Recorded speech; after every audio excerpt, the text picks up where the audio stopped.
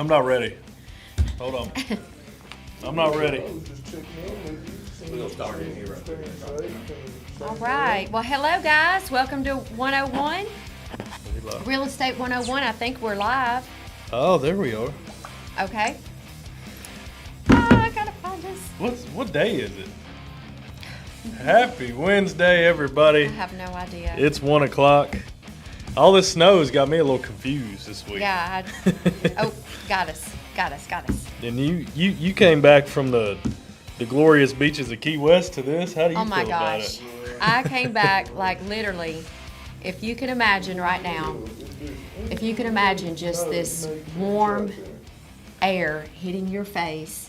Yeah. And it's just automatically, it's just hot. You have to come out of your coat. Oh yeah. Oh, the sun, that breeze, that warm breeze. Take me back. And then, yeah, we literally came back, started having a little ice storm. Oh yeah. I didn't think it was really going to do that much. You know, I thought, oh, this might do this for a few minutes and then we'll be fine. Yeah. Here we are. Here we are. Day 4.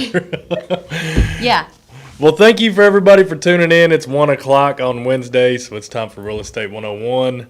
If you don't know me, I'm Drew Kilgore, and this is Shawan Weathers. So if you could do us a favor, please like and share the stream. We'd appreciate it. Yes, absolutely. And hey, we want to give a big shout out today to our preferred lender. Her name is Belinda with Iberia. She's an awesome lady, and we just could not do it without her. She's very on top of her job. She's full of information. I always feel really good when I hand off my folks and say, you know, hey, she can. I feel very confident when I hand them off to her, knowing that she's going to take good care of them. Absolutely. She's going to do all the right things for them to get them exactly what they need. So Absolutely. Big shout out to Belinda. We thank you, and we thank you for working all the time. Yes. All the time. Thank you so much, Belinda. The girl never takes a day off. No, she does not. Never.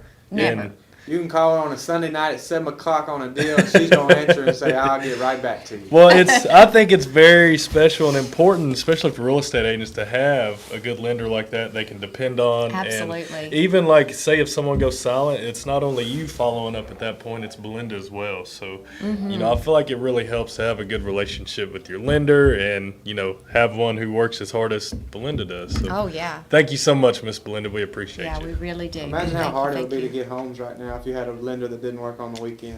It'd be tough. It'd be tough. Oh, It'd yeah. be really tough.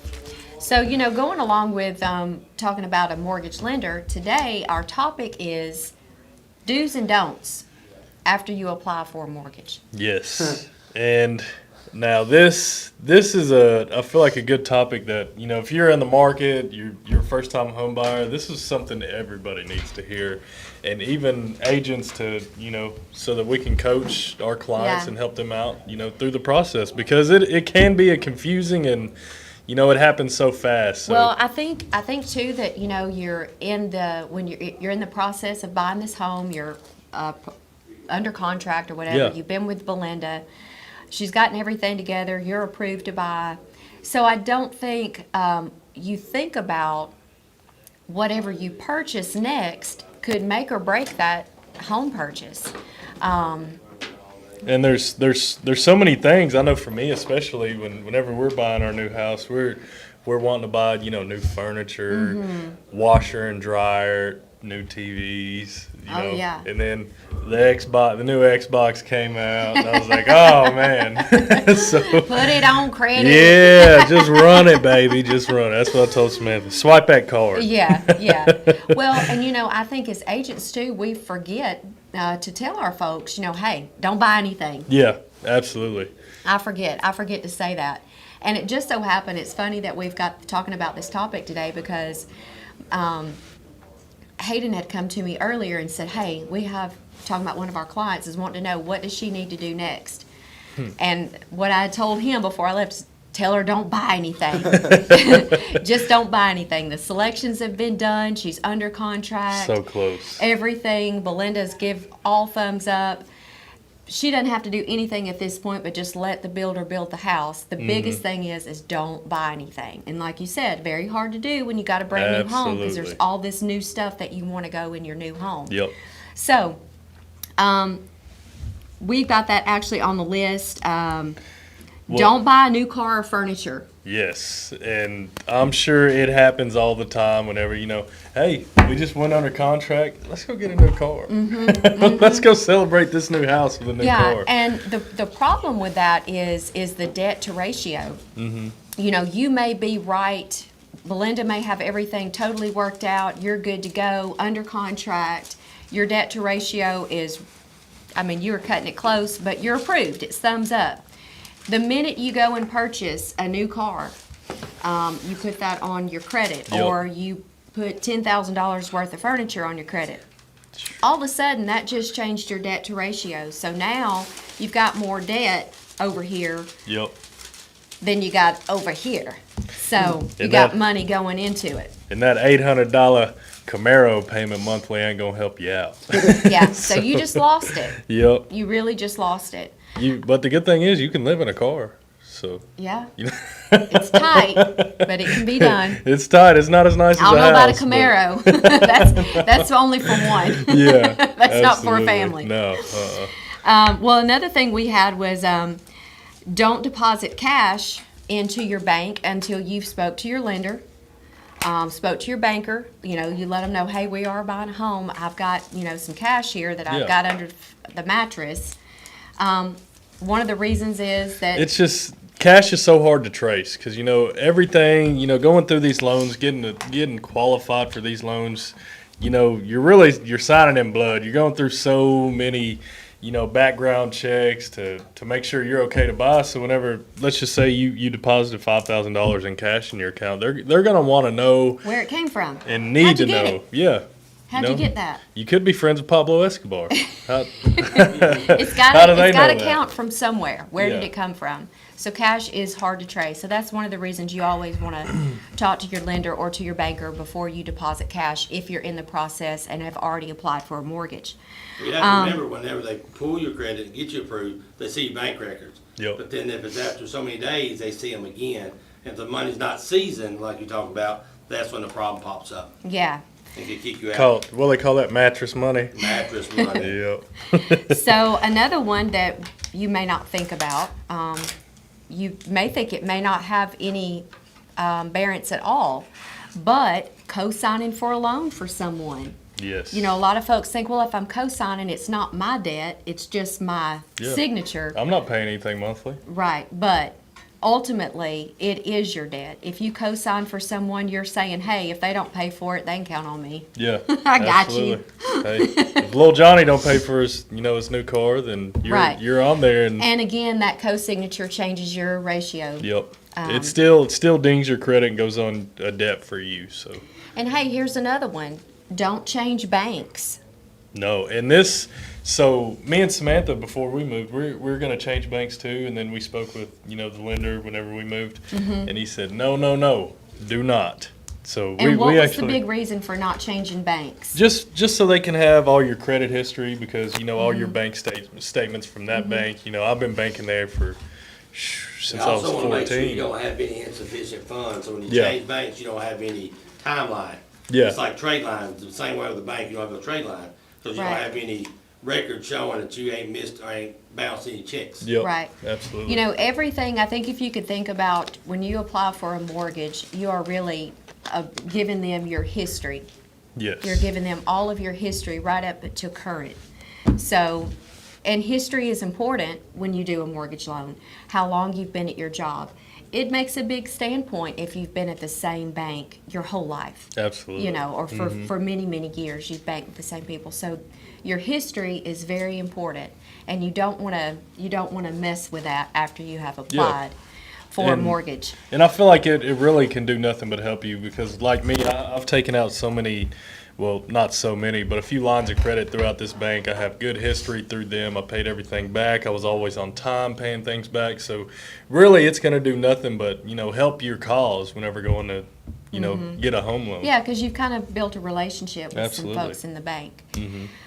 So another one was, it kind of goes along with this too, but don't apply for new credit. So new credit card, you get a, maybe you get something in the mail where you've got a really low interest rate, you've got Absolutely. fly points, you got this, you can get that. Don't get it. No. Don't do it. Just don't do it. Or you're walking through MTSU's campus, in the fall. Yeah. And all those vendors are out there trying to get you to sign up. Yes, yeah, oh yeah, for sure.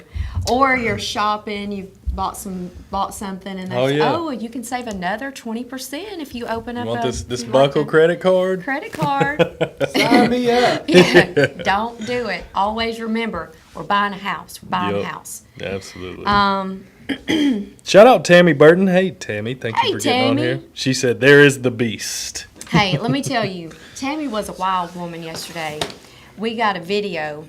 She got this really nice golf cart a few months ago, and they had went out into a parking lot with the golf cart, had like boat, Really, kinda- like a tow string? Yes. Or tow rope? to some dish sleds, two on going around the parking lot. It was wild. It was wild. I saw the video. That Crazy sounds woman. awesome. Yeah, it looked like a lot of fun.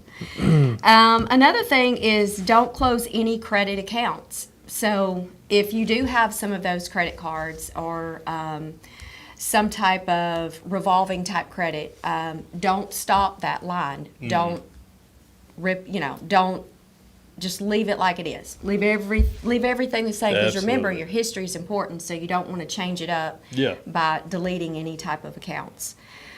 Yeah, I would talk to your lender about that and do whatever they recommend whenever it comes to credit cards, stuff like that. Still make your payments. I don't know if I definitely wouldn't run it up anymore. Yeah. But that's just take your lender's advice on that. Don't pay Yeah. them off until you talk to your lender. Don't Yeah. pay anything off. Keep them at a certain percentage. Right. Absolutely. Did y'all Well- say something about if like a girlfriend or fiance is not on the loan and is going to pay some of the down payment?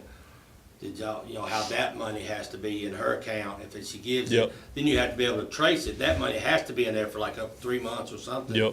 So you have to make sure that you get her bank records where it come out and where she had that money in there. Yeah, because I had that. I ran into that the other day where I had a son who was getting a gift from his dad for some earnest money, and his fiance was putting in on the earnest money too. So we had to all track all this money of where it came from. The dad who was paying most of the earnest money had to show where he got this, make sure it wasn't mattress money, of course, and the fiance had to do the same thing. So you still, no matter earnest money, down payment money, you still got to track and show where all that money came from. Yeah, and so I think that goes into our next part of this real quick, because there's a lot of don'ts. There's only a few do's. Things you do need to do when you have been accepted and you've applied for your mortgage. Do keep all your loans current. Yes. We have a story. I'm not going to say who the gentleman in our office was, but he had some clients of his who was under contract, getting ready to close on the house. I think maybe only like a couple of weeks, and they decided to let the car go back. So that was scary. Oh, I'm sure. That pushed things. That changed the dynamic altogether. They was just working on the debt ratio. Yeah. Getting rid of payments. Yeah. So don't do that. Don't send the car back, or the cat, or the kids. Keep everything current. Keep all of your loans current. Make sure you're paying everything on time through this process as well. And the biggest thing of all, and we kind of, Stephen just mentioned that, and you've said it too, is to listen to your mortgage lender or your banker. Listen to the advice they gave you, because Stephen had mentioned something earlier. He said, you may not have to pay all of your credit card down. You may only have to keep it at a certain amount of money on that credit card and showing that you're paying it regularly. That may be the advice from your mortgage lender, and that's exactly what you need to do. Absolutely. Is do exactly what they tell you to do, especially if you're working with Belinda, because she knows the show. She knows how the game is played, and if she's telling you, only pay this amount, pay this off, keep this current, do exactly what she says. And if you're thinking of any crazy nonsense like buying something new on credit, call her first. Yes. Call your banker first before you do anything, because you want to make sure that you're not messing up what's going to happen next month or in the next couple of weeks for you. Yeah. Well, this is what she does for a living. She has all this stuff, all these ratios down to a science. So, when she has you approved on these numbers, you have to stick within them. So, Yeah. just listen. Smartest advice is listen to them, because they do this, especially Belinda. Belinda's great. she'll keep you in line for sure too. So who all have we she's got really on good here? at I it. know we probably need to say, Cody Pack, thank you for getting on. What's going on, man? Drake Parker. hey, I see your wifey on here. Yes. Big mama. Samantha. How are my girls at home? I will be home shortly. Storms are brewing. Yeah, she told me, she's like, hey, you bring me lunch? I said, absolutely, baby. I'm on the way after Real Estate 101. So, Well, guys, we thank everybody for getting on here, and please like and share the stream. It shows us a lot of love and helps us out a whole bunch. And we appreciate you getting on here and listening with us. yeah. And thank you for your comments. And anybody out in our huge audience, do they have any comments or questions or anything about our topic today? No? man. Oh, Oh. Hugh, yes. Sir, with the beanie on. Yes. Hey, McKee, thank you for taking my question. My question is, is there, besides the things that you said, what's something else that might affect something getting to the closing table after it goes under contract? You're too high on your debt ratio and you didn't get the best insurance. You went out and got somebody that you thought you knew and your insurance was higher. So your insurance can put you over. Absolutely, you bump you over your debt ratio, yes. Your insurance, your HOA, some neighborhoods have HOA of so much money, and so what happens, a lot of people, you get approved, right, for a certain number, but you don't think about everything else that comes in with that number they take it to the max number, you get a house, and then, I think you've dealt with that, right, Drew? Yep, I have. Because I have someone, looming around a certain number, and they're always wanting to be at the top of this number, and I'm having to, everything she wants to look at, they want to look at is, right, I got to check the HOA, make sure the insurance is, right spot on, because, that if you run into the top of your budget with a $200 a month HOA, then you're most likely going to be out of your budget. That's very good. Very good question, Mr. McKee. Thank you for I've asking been that. waiting, Well, I've been even- waiting on that one. Been chomping at the bit. It's just, Yeah. and Tommy was speaking about it earlier, because you're going through this whole process. You want to buy everything; it goes so quick, and you really, you may go into a store, get sold on, something like Security even a system. security system, like he said. Yeah. It can be something as small as that can really mess up your ratios to where you're not able to buy. So it's really something you got to pay very close attention to.